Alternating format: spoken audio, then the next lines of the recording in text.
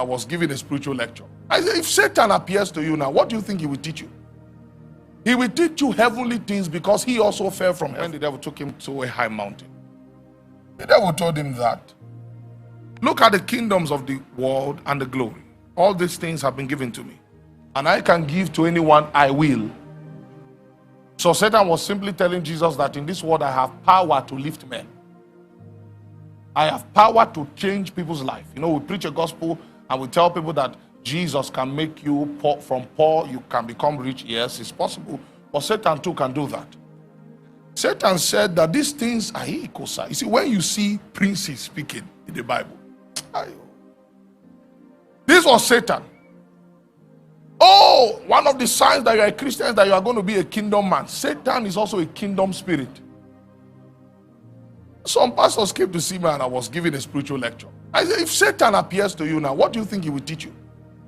He will teach you heavenly things because he also fell from heaven.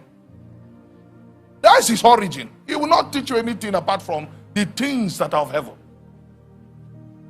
This is why whenever we spoke of heaven in scriptures, we had to narrow it down to where Christ is seated. Because there are also many princes seated in the heavens.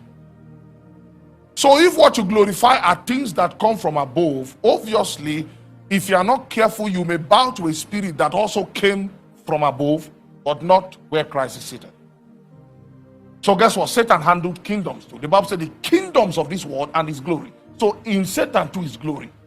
He was showing you that how, just as you say to Jesus be the kingdoms, the power and the glory, to him too be the kingdoms of men, the power and the glory. So he said, I have the kingdoms of men, I have his glory, and I have the authority to wield it to anyone I want. He said, I can do these things for you if you will bow down to worship me.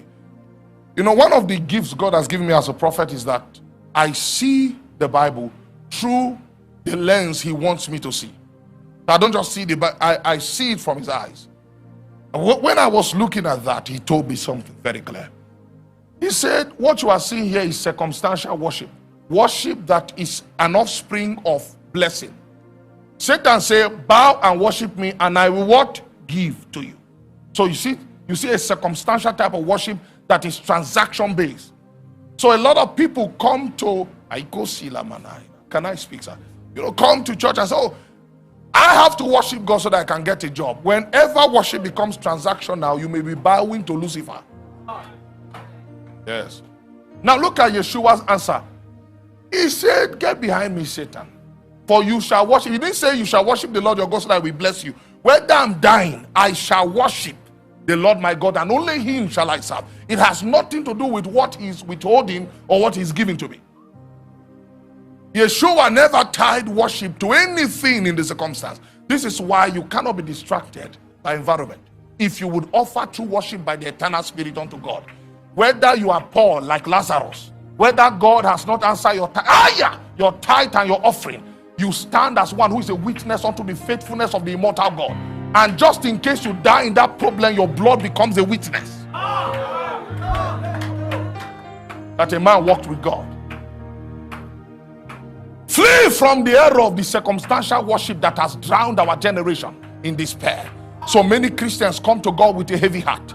Why? Their transaction has not cleared. And they don't know that spiritual worship has nothing to do with what God can give me.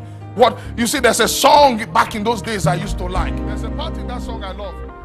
He goes to say, it's not a question of what you can